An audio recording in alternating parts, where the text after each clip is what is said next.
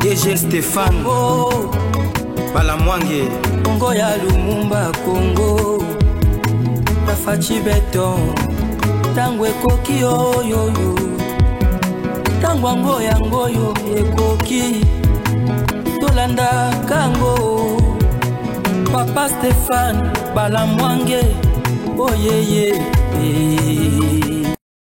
Voilà, en direct encore aujourd'hui. Merci à beaucoup Naba Congolais Belé. Baponi Kota Labiso Lelo. Nous sommes sur Tango Koki 243. Ce bel et bien votre fils, votre ami, votre frère. Jésus Yankole Chambouyi. Tu es l'issue poto solo la makambambo kate. Na kolo baboya. Au moni, quelle que soit la durée de la nuit, le soleil apparaîtra. Lokuta et ya kan ascenseur ma vérité a kamale male men escalier ti et comment réussir quand il faut comment pour que montona soit mona yango minda bachaka yango na se mesa te bachaka yango likolo ya mesa popole ekota na kati ndako mobimba batoba ba mona balia ba vivre en paix. Alors aujourd'hui lorsque ba déclaration lorsque batoba lobaki sur l'implication de Kabila siko lelo anazo étalé nyonso. Est-ce que vous savez au niveau ya Ituri, à part or, parce que réserve ya makasi ya or na Congo za na province ya Ituri, ya mwana Rwanda na Uganda basala mutualisation moko boye, ba ke de ko faire tomber la province ya Ituri. Et province ya Ituri, c'est l'une de provinces où ils sont sous état de siège. Hein? Alors, toza mona ke ba menace oyo eza na Nord Kivu. Ba menace oyo na Sud Kivu, baza oluka aussi va faire tomber pas simplement la province de l'Ituri, la province aussi de la Chopo Kisangani. Alors pour aller vers l'Ituri, pour toucher toutes ces provinces qu'on a cité, la Chopo et l'Ituri, qu'est-ce qu'il faut faire? Il faut prendre possession de Butembo et de Beni. Les trois grandes villes, il y a province, il y a Nord Kivu, c'est Beni, Butembo et Goma. Alors, parmi les trois grandes villes, c'est simplement la ville de Goma qui est sous occupation. Et qui occupe la ville de Goma? C'est les soldats rwandais. Et les soldats rwandais, c'est une révélation à l'autorité avant la bande mission. Nazar l'autorité, ba Congolais peuvent faire circuler cette émission. Cette émission doit faire le tour du monde. C'est essentiel, c'est important que et comme amateur ba konzi. Vous voyez hein, lorsque le chef d'État et le chef du gouvernement et les chefs de gouvernement de pays membres de la communauté des pays de l'Afrique de Austral, Otobengi Sadek, lorsque basala qui plan na bango ya retrait, ya ba soldat, ya Sadek au bataki na Congo, plus basala qui implanté na Goma. C'est peut-être au basala qui na niveau banda ko batela la biso ba munitions mindu que tsala na Goma, na site logistique na biso na Goma. Lorsque maintenant na sommet ya Sadek, toyokani na Sadek ke ba militaire na nyonso babima na bango bazonga na ba pays na bango respectifs. Et la semaine dernière, tote kolobela pe kola kisango awa commence que ba militaire ya Afrique du Sud, ya Botswana, le militaire de la SADC au bazaki na Goma commence que banda ko quitter le territoire congolais, ba banda ko bima. Maintenant en sortant pour que bazonga na bamboka na bango, bazwa ki direction à Kigali. Parce que l'aéroport de Goma est fermé. Il a fallu prendre le véhicule, prendre le chemin et bakende vers Rwanda. À partir du Rwanda, ba reçoit vol, ou déposer bango na ba pays respectifs na bango. Et à la sortie, ba militaire ya Sadek. Tomoni aussi ba militaire ya Rwanda bazako bima ensemble avec des militaires à Sadek basali chemin ensemble. Et c'est la grande question la ligne a évoqué les lots. Le nombre de militaires rwandais qui occupaient la ville de Goma, ce n'est plus le même nombre au bazar sur terrain les lots. Donc c'est facile au Wazalendo, ceux qui ont armé bango, une révélation de taille. C'est facile au Wazalendo, ceux qui ont armé bango Et aussi, c'est facile. Ce qui te remotiver les FARDC. Totini ba FARDC à Kabila te. Kabila na lobaka azana armée awa te, mais Kabila tika bana na ye awa, tika bandekone awa.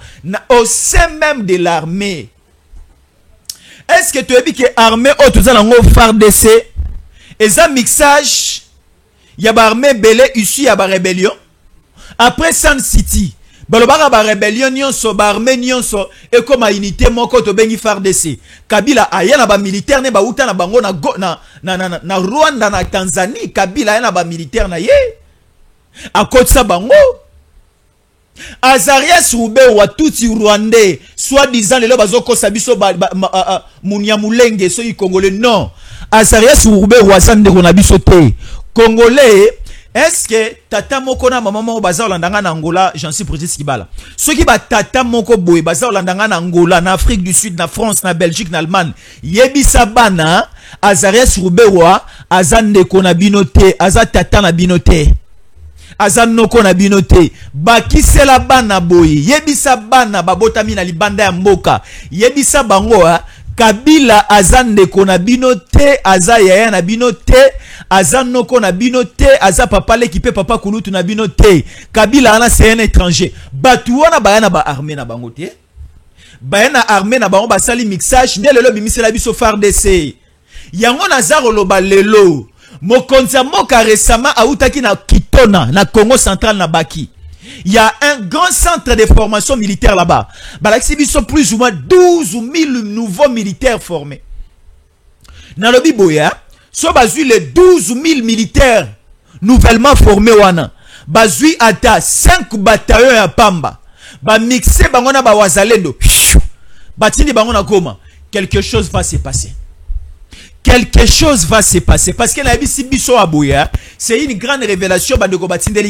Le militaire rwandais bazaki na Goma bango nyonso tout la mouizi ya Zaza bakimi non simplement, et c'était un plan du Rwanda parce que Rwanda a beaucoup dépensé en munitions, a beaucoup dépensé sur le plan économique et a beaucoup dépensé aussi sur le plan militaire. Alors ba militaire en Rwanda tellement ebele ba kufi ba sengi ke ndambo bazaki na Goma bazonga bazongi na volonté ya Nations Unies, bazongi na volonté ya communauté internationale te ya ba corps ba pour parler tous en ngote bazongi pour aller sécuriser une frontière au bord entre le Rwanda et le Burundi vers la zone ouest sud entre le Rwanda et le Burundi. Bachie ba militaire mo ba uti Goma awa. Alors babimi maboko pamba te. C'était aussi le souhait de Kabila. Babimi na minduki na biso ezalaki non loin ya aéroport ya Goma. Babimi na minduki baibi minduki. Minduki na biso baibi yango na armée rwandaise. Naza oloba baibi minduki. Poutine, Trump baibi minduki na biso. Kagame n'arrive pas toujours, donc c'est-à-dire Kagame doit restituer d'abord ba minduki o nyonso ba militaire na ye ba kenango na Rwanda. Et bongo to senga Kagame azongisa milimo bato nyonso atinaki nanga na Kabila baboma. Na bien Kagame abandana no kozongisa minduki na biso o la semaine dernière et bimaki na Goma frauduleusement. Et ça la coffre fort na biso ya banque centrale ya Goma et bimaki pe les sous. Alors à ce niveau, Tosengi renfort d'abord. Renfort et salama au niveau ya Goma. Batinda ba militaire ba kende. Nazaro yebisa biso. Ce qui te suit cette question. Ce qui te suit est loko avec beaucoup de foi. Ce qui te suit est loko avec beaucoup de considération. Nazaro loba. Tala. Na espace il y a 5 heures du temps nous allons récupérer Goma. Nous allons récupérer Goma. Mais les Sunkoï sont toujours là. On nous informe ici, tous les Sunkoï et les drones sont au niveau et ça au niveau de la ville à Butembo. Qu'est-ce qui manque à partir de Butembo de faire pression à Goma? Sunkoï na ba drone ba botoli yangote et ça awa na Butembo. Alors qu'est-ce qui manque Emata? Masunzoué. Au mon avis, koti ke la batonzela te bazwa raison à ko critiquer yo. Boyo ki bomoni hein, to lobela kabino ke garçon na zara moins sérieux. bondimaka te tala sikoyo. Kolingaka te kopesa raison na bato batongaka yo. Na ebisaka yo keba na mwasi wana zalaka ndumba oyokaka te. Tala makambo ekomeli lelo. Tala bato ebele balobelaka sur la nationalité, sur l'appartenance ya Pacifique Masunzu. Mais biso awa na tango koki 243 to defendaki ye, to lobaki pe ke non mokonza mboka aza asalaki mbeba te ya ko porter choix na ye et pas Pacifique Masunzu. Mais depuis que Pacifique Masunzu est là, nde balobaka papa est là, papa ye nzala esili, mais tozaka na nzala makasi et puis nzala eza mixé na kolela na ko perdre bato baza okufa. Siko bato aboye, bato wana tellement biso tolobaki makasi, ba kozwa raison, bato banayi kotonga biso pona Pacifique Masunzu, ba kozwa raison, mais siko ba esi biso Pacifique Masunzu aza au niveau ya Butembo, baza ensemble avec le nouveau gouverneur militaire. Oh, Fachi Beton, mokonzi ya mboka elombe mobali anomaki komone nani? Evariste Somokakule. Aza gouverneur militaire a remplacé Peter Chirimwami.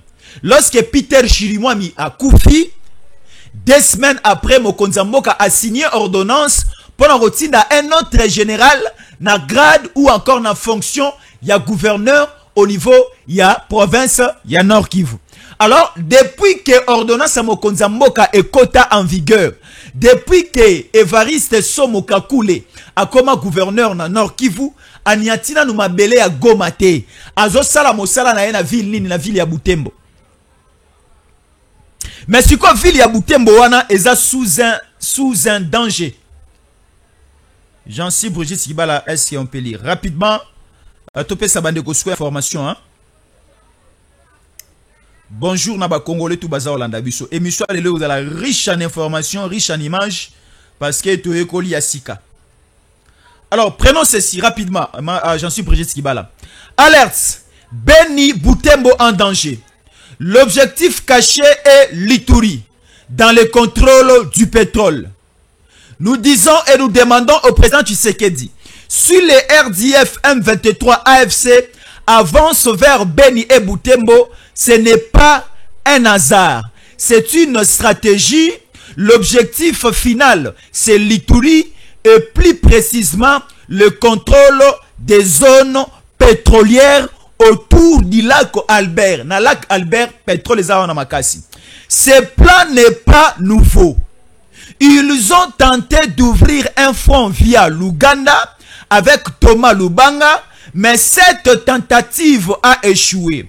Alors, les RDF, l'armée rwandaise M23 AFC de Corneille Nangaa, sous tutelle de Joseph Kabila, changent de tactique. Ils veulent contourner les positions de FARDC et Wazalendo en prenant Beni pour ensuite basculer sur l'Ituri pour l'arrière-plan. N'oubliez pas que, j'en suis Brigitte Kibala, le 10 mars 2025, une réunion stratégique et secrète s'est tenue en Ouganda entre Joseph Kabila, Corneille Nangaa et Thomas Lubanga, coordonné par le fils Museveni. Le lendemain, comme par hasard, Thomas Lubanga a annoncé publiquement la création de son nouveau mouvement armé. Coïncidence, bien sûr que non. Et puis, le 5 mai 2025, ces hommes subissent une lourde perte face aux troupes du général Luboya Kanshama. FARDC, la tentative d'ouvrir un front en Ituri a donc tourné au fiasco. Mais le plan, lui, a été clair. Déstabiliser l'Ituri pour mieux servir des intérêts obscurs sur tout le pétrole et de l'or. Pourquoi l'Ituri? Le pétrole. La vérité est simple. Total France veut exploiter le pétrole du lac Albert, mais sans la RDC. C'est cela la raison. C'est cela la région doit rester instable, ce qui permet à l'Ouganda et à la France de gérer tranquillement leurs affaires. Notre pétrole du lac Albert entre le Nord Kivu et l'Ituri. Posons-nous donc cette question. Qui exploite les gaz au Mozambique? C'est Total, la France. Qui protège leurs sites? L'armée rwandaise. Et qui veut attaquer aujourd'hui Beni? Les M23 appuyés par Kigali ensemble avec la France. Qui reste silencieux? L'Ouganda qui soutient le Rwanda. Et qui avait refusé que les sociétés chinoises exploitent le pétrole du lac Albert dans la zone congolaise? C'est la France et la bénédiction de Kabila Joseph. Jean-Cy Bourget-Sibal. Vous voyez, à ce niveau maintenant, Baebisi Bisoboy, Kabila aza olala pongite, Kabila aza mutarokanga. Ba Congolais, Kabila aza mutu ya kokanga, ya okanga, ya oswana yete. Ba rappele biso awa. Le 5 mai aussi koleka. Qu'est-ce que j'ai dit? Qu'est-ce que j'ai dit? Le 25 avril aussi koleka. Réunion moko Kabila asalina nanga. Et suki wanate asalina Thomas Lubanga. Kabila mutu asala keba kanga Thomas Lubanga na CPI, non? Lelo siko Kabila amoni ba qualité à Thomas Lubanga. Parce que entre Thomas Lubanga et Corneille Nanga, il y a une différence. Thomas Lubanga aza na mayele ya rébellion koleka Corneille Nanga. Alors, Kabila tellement est pas un spécialiste na ba rébellion, na ba tuerie, na ba coup d'état, amoni que Nanga peut rester na casquette na ye, ya chef rebelle, na casquette na ye ya coordonnateur ya AFC, et bimakara que esa mouvement ya ba Congolais, mais de l'autre côté, il faut recruter une autre personne. Oyo agozala comme un appui arrière pour piloter ce plan, le nouveau plan. Alors, Naebisi Bisoboye, s'il vous plaît, nous avons le territoire que nous appelons le territoire de Lubero. Le territoire de Lubero collé na territoire, pardon, le territoire de Lubero collé le territoire voisin, il y a ville, il y a Beni. Il y a déjà une attaque et franchir déjà la zone et commis déjà vers le Beni. Beni est tombé le lotolobi parce qu'il y a déjà un danger. Ce qui Beni est tombé, bazolanda pétrole, na gaz et dans le lac Albert. Alors, la France est moni sukoboya, to sur la maleme. Macron est où Mutunkai? Mutua Chanana. Nalobi boy. Pétrole na gaz ya Mozambique. Oh France exploitaka. Quels sont les soldats oh ba contrôle la zone wana na Mozambique et bimisaka pétrole na gaz? Ce sont des militaires rwandais. Ce sont des militaires rwandais. Alors, la grande entreprise pétrolière française Otobengi Total eza na Congo Brazzaville baza oso pétrole mobimba Brazzaville. Ba Brazzaville il faut bo siliquer là ça sous pétrole na bino mobimba akabela rango Macron akabela rango France yango baza otika yanga nzama na bokonzi na ye na Congo Brazzaville. Ce qui fait botali na Gabon pétrole mobimba ya Gabon utakala ali bongo tango aomi ko telemela ba intérêt mususu ba pourcentage ya France pona o etali pétrole ya Total ezala installé na Gabon wana nde siko basali ku balongola na bokonzi ba tche sikoyo andeko Brice Oligui. Brice Oligui azotinda pétrole ndenge bayokana gina Macron. Et pas na biso sikoyo toza bana bitinda ya ba petit monsieur lokola ba Macron te. Macron telema ah Tshisekedi telema ah okoka. Macron a botami à Colina français. Mboka na bango eza France. Mais a telemi avec le président Tshisekedi awa na OIA. Au niveau d'une conférence de presse. Oh lobby, tout le monde a une différence mon côté. Mais si c'était Kabila, ndanga oyo kisabiso soni. Tala tala Kabila ayamba François Hollande awa na francophonie et salama awa. Na palais du peuple. Kabila ayamba François Hollande. Kabila zanga maloba. Kabila loba ka français a rotanga na papier à lecture. ayekoli Kabila sora linga sala discours atanga papier mongo pendant un mois à mémoriser, à maîtriser yango. Mais le président Fachi, c'est au niveau de la tête. Azoloba comme s'il parle avec son peuple. Hein? Et maintenant à ce niveau, la France veut contrôler le pétrole congolais. Tellement que baebi réserve moko non exploité. Et ça na lac Albert, na nord Kivu, en allant aussi vers l'Ituri. Pétrole moko na gaz non exploité. France a comme côté à l'ango misu. Lokola le président Tshisekedi a do sala masolo moko na États-Unis na Trump. Bon, ba minerai plus et rekende vers les États-Unis en échange avec la sécurité, en échange avec plusieurs choses. Au moni, ezaki na accord moko sukomi mal négocié avec Kabila na ba chinois et kokoki kosunga biso soki makambo etambolaki malamu. Tellement que Kabila déjà au départ a négocié ki mabe. Négociation na ye ezalaki plus pour na ba intérêt na ye na ba intérêt Rwanda. Yango to monaki avantage ya communauté avec les Chinois. Mais maintenant avantage ya accord oyo entre la République démocratique du Congo et les États-Unis, et ça accord oyo kolia biso na espace il y a 15 ans simplement. Et na 15 ans wana président Tshisekedi il faut à contrôler accord wana na 15 ans à kende sikote. Yango na lobby siko France et Monique États-Unis plus ba se focaliser na ba minerai.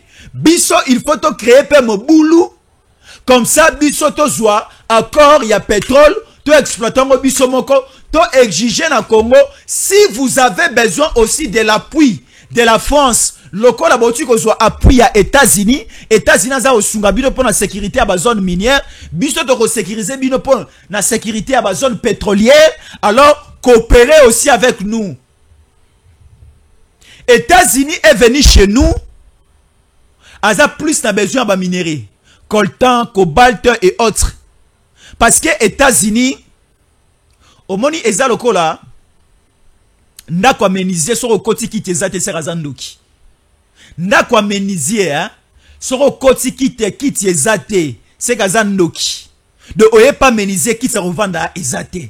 Boza revanda na itoko bo revanda na seseraza menizie andoki. États-Unis sikoyo akele la rana pétrole te États-Unis za na pétrole. Et belé.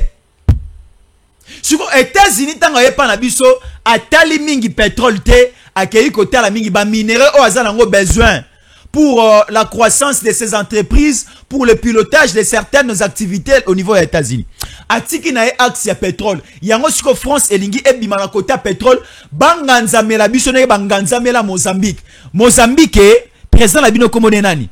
Oyo aza olandanga na Mozambique, ba Congolais belé baza olandanga na Mozambique. Est-ce que na Mozambique wana boko ebisa président la bino te abenga na ba Français bazali ko contrôler ba zone pétrolière na ye?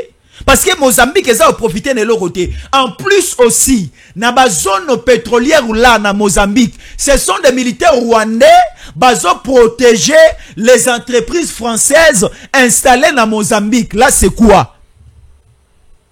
Est-ce que ces militaires noirs de longue taille, mince, zolo amoulaï, ba changer nationalité, ba comment ba français ou bien ba zara ba rwandais pour ba sécuriser ba zone pétrolière ou ezala Mozambique? Non, et pas na biso esimbate. Chamutu chanzambi. Na bandela, chamutu chanzambi. Ya moto ya nzambe. Nzambe lokumu nde bonga na ye. Nzambe nkembo nde bonga na ye. Nzambe masanjoli nde bonga na ye. Mais Congolais eloko bongi na ye eza mboka na ye tongama. Eza mboka na ye kabwana te. Eza kabila yawa te. Eza nani lisusu abo Corneille nanga photo kata motune tucha on sani. Boza omona. Merci beaucoup na bandeko baza Olanda biso. Ici maintenant à ce niveau, on continue toujours à nous donner les évolutions sur terrain. Alors Kabila aujourd'hui Azako se cloué yemoko. Parce que audio moko bimi awa, Kabila aligné à kotana na zone de turbulence te. En RDC et dans la sous-région, Kabila s'active en tout et pour tout. Kabila s'active, hein? Kabila ake na Swaziland, Kabila zaki na Uganda, Kabila ke Kenya, Kabila ke Tanzanie, autaki Addis Abeba, Kabila za otambola, Kabila kutu Uganda na Rwanda koma banda kuna ye, Kenya kutu kolobate, Kabila yaki awa na Congo Brazzaville avant que akota na Goma. Alors situation est comme très chaotique. Ah sikoyoka chansi projet Sibala. RDC, un jeune homme s'est donné la mort par pendaison hier à Goma suite à une attaque des ZDF, qu'est-ce que j'ai dit? Des RDF M23 qui paralysent toute la zone. Il a beaucoup souffert et il dit de finir avec sa vie parce que la souffrance est intense. Ils ont passé. Ils ont passé. Alors, nous sommes là encore, j'en suis Brigitte Sibala. Alors, la détermination. RDC, des combats ont éclaté tôt ce matin du mercredi 7 mai 2025 aux alentours de 6 h du matin dans la localité de Kalonge, en territoire de Minembwe, dans la province du Sud Kivu, selon plusieurs sources. Selon plusieurs sources locales, les affrontements opposent le groupe d'autodéfense Wazalendo au rebelle Turigwanero Red Tabara, appuyé par le présumé M23 AFC allié à l'armée rwandaise. D'après une source sécuritaire, ces attaques viseraient à reprendre le contrôle de la zone stratégique de Minembwe, que toutes les stratégies et aussi schémas ont été orientés par des hommes, Azarias Ruberwa et Moïse Nyarugabo. Un avion de Moïse Nyarugabo acheté par des enveloppes volées à Kinshasa au Congo sous la bénédiction de Kabila. Ces avions sont disponibilisés pour les M23 AFC armée rwandaise pour ravager toute la population et faire la déportation de la nationalité rwandaise au niveau de Minembwe. Quelque chose qui ne va pas marcher et les Wazalendo sont au four et au moulin. J'en suis pour dire ce qui va le yokia.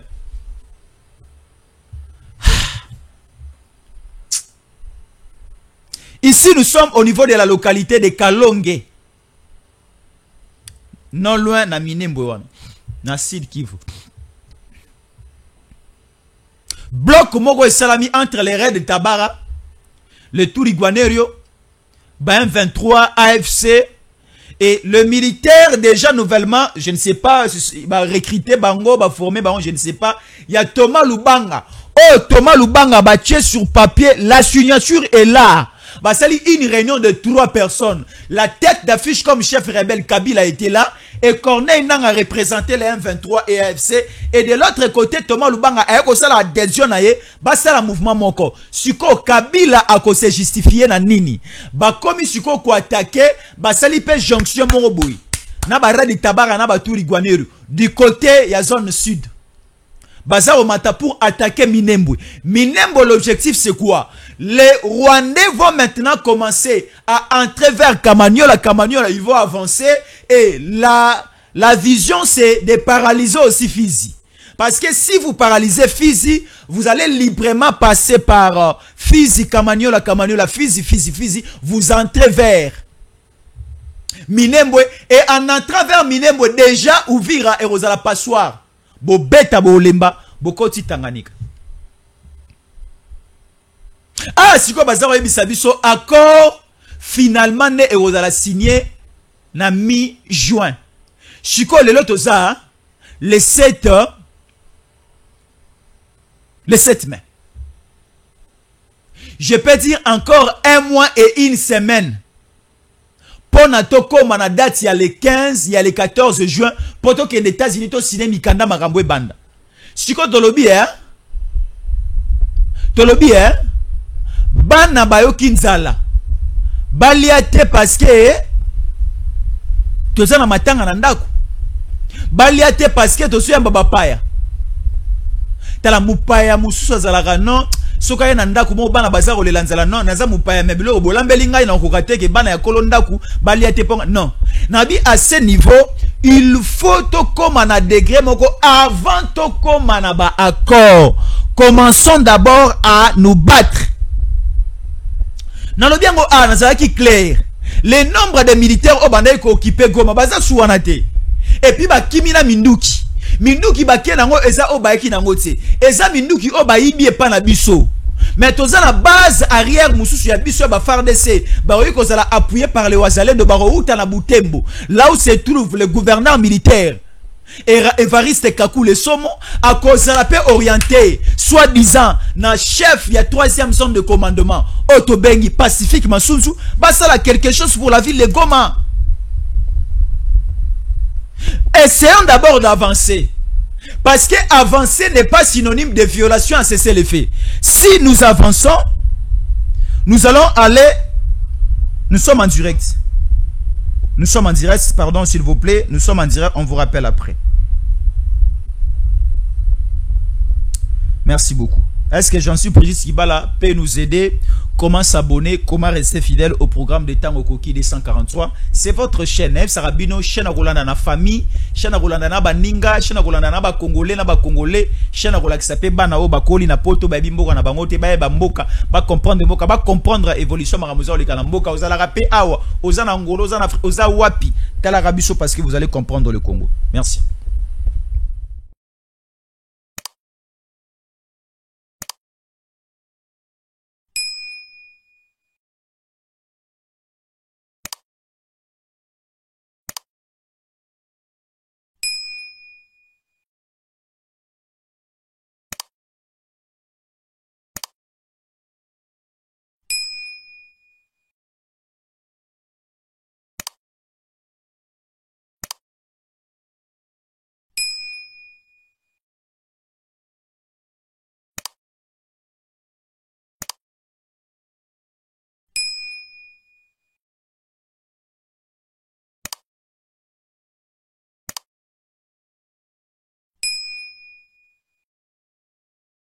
Voilà, merci beaucoup, c'est la meilleure procédure. Merci beaucoup de s'abonner, de rester fidèle à nos programmes.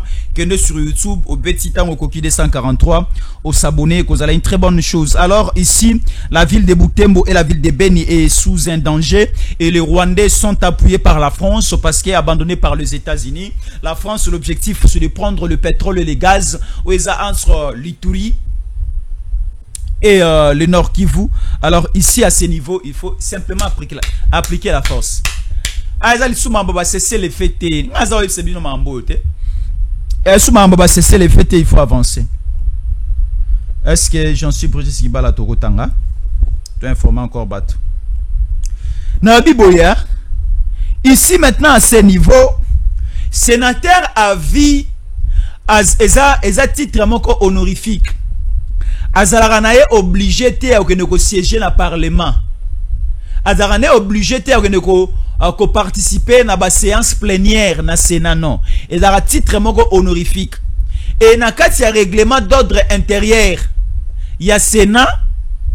Et ça na point moko le bara article moko le bara que multiplicité à ba absence, ça peut faire en sorte que ba radier yo balongola yo babotolo mandat na yo sénateur.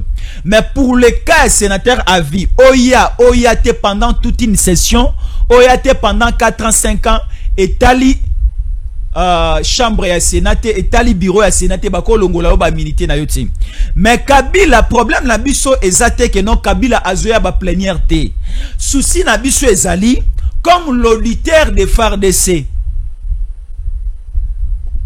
a demandé à côté ici procuration au niveau du bureau du Sénat depuis procuration et Kotaki Bouchbe parce que aujourd'hui la justice est bloquée pour employer certaines démarches.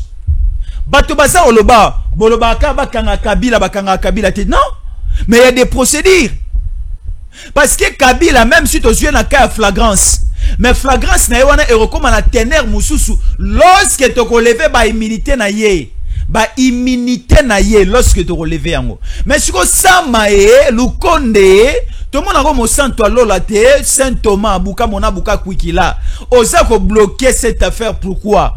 Kabila toza na besoin na ye. Toza na besoin à Kabila parce que ce que Kabila a fait ne demande pas le congrès.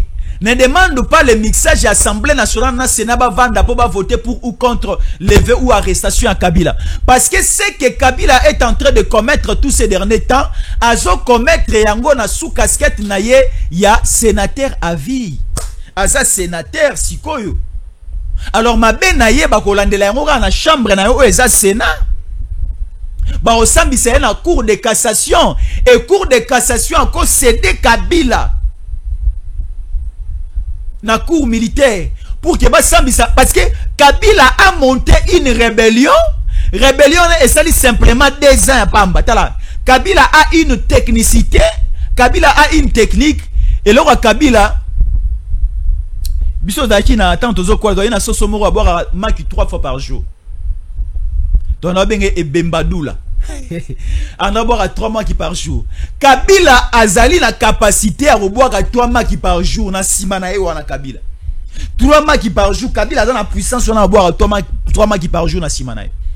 Pourquoi je le dis? Kabila a monté AFC. Oh, ça balancé en na Kenya. AFC balancé en na Kenya. Et si kaba William Ruto bazali bandimi marambwane salama. Et si kaba Uhuru Kenyatta bazali bandimi AFC Kabila tellement pesa bango cop moko boye na lo bango atenano. Na lo bango sima na deuxième émission. Na espace ya une année et demie 2 ans, 2 ans et kokoka na mois ya septembre, 2 ans ya AFC. Na espace ya une année et quelques mois, oyebi combien Kabila a bomi na AFC.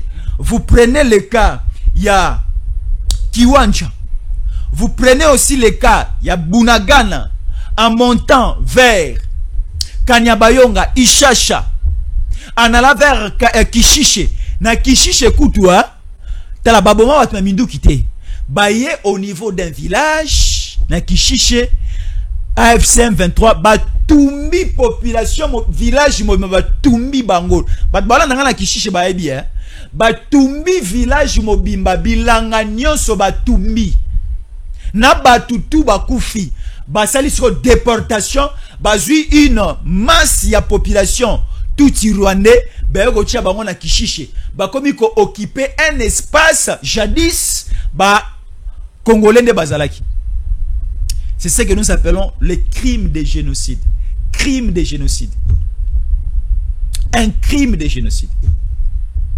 Kishishe batumba batwa. Tout cela c'est Kabila. Kabila azata na linzaka ya pardon mon côté to repesa. Tout ce que Kabila a fait dans ce pays ezaka mabe. Kolobate que Kabila tikela Tshisekedi pouvoir à salama. Kabila tikela mutu pouvoir na mboko te. Kabila na volonté na pas linga ego tika mboko te. C'était une pression de la population congolaise et une grande partie de la communauté internationale basanga Kabila fucking. Kino Kabila kendaki mena simanae abomi papa Etienne Tshisekedi na cop na bango basalaki. Siko moto abomeli ngai tata ya boye Kabila na limbisa ye. Kabila za limisamable na Congo. Basali réunion na bango obscur. Siko Sénat boza obombela Kabila pona nini? Ngana zo mituna hein? Tala omoni à ce niveau ba pression nyonso e komi ko sala mela biso sur terrain. Et ça pression sur pression, pression sur pression. En fin de compte, si vous osez de continuer à poursuivre Kabila, nous allons fermer de ce côté. Nous allons faire ceci, cela. Nous allons faire ceci, cela. Alors faisons attention. Faisons très attention et ça va se dérouler de cette manière. Alors, les Wazalendo nous ont envoyé un message. Mais je parle simplement par le souci il y a libération pe à patriotisme mboka na ngai na lingi mboko makasi koleka baboti pe na famille na ngai parce que mboka onde pe singa baboti nanga babota miawa mboka onde pe singa bande kolokola ba Jean-Cy Brigitte Kibala mboka onde pe singa ibatono sonaza na yebani na bango mboka o pe singa ba Jisemala et pe singa ba Dewar Kabongo et pe singa ba Mama Sophie Kiboba et pe singa ba Kake Bulindi et pe singa ba Joali Kitenge et pe singa ba Chancela Tchala et pe singa qui honoré Kabongo HK Today et pe singa ba tu belé Chiko Kongo ya boye na lingango te po na lobia na bundela yango te po na koloba na otiko sala une révélation par rapport à ville ya Goma. Ba wazalendo ba bengi ngai. Ba ebisinga Jésus ankole. Nous sommes les véritables wazalendo. Les wazalendo très traités. Ba pesa biso kaka bibundeli. Tala, Goma c'est dans quelques minutes. Et dans cette révélation, et ça n'en peut m'abêter. Na butembo wana ba drone, na ba sunkoi, oyo bino ba congolais bo posanga ba question ça pesa wana.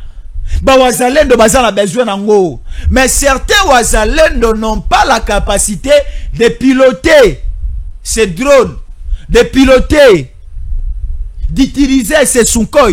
Alors ça demande un mixage. Hein? Ya ba wazalendo na ba part de ces mots d'ordre faut uta côté. Mot d'ordre faut uta côté. Alors c'est très important. Alors prenons encore cette question. Ah, Nzambalola. Ici sikoyo omoni soki tozola la pongi bakoboto la biso biloko nyonso bakoboma biso nyonso. Ah baza oloba oui enfants. Pardon, 8 c'était 18 nana qui dit ça. 18 personnes enfants bakufi na Beni. Ba M23.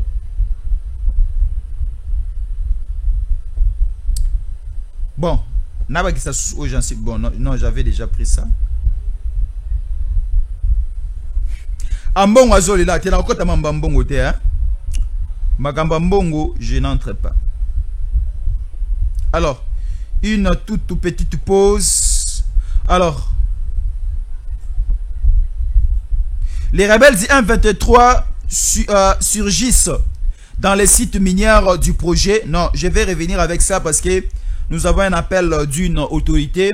Je ne sais pas, c'est pour la question que nous venons d'évoquer. Je ne sais pas, c'est pour quelle question. J'en suis précis qui va là le temps de parler avec cette autorité. Une toute petite pause. Et monsieur Silité et monsieur Zao continuer. Une toute petite pause. Nous revenons.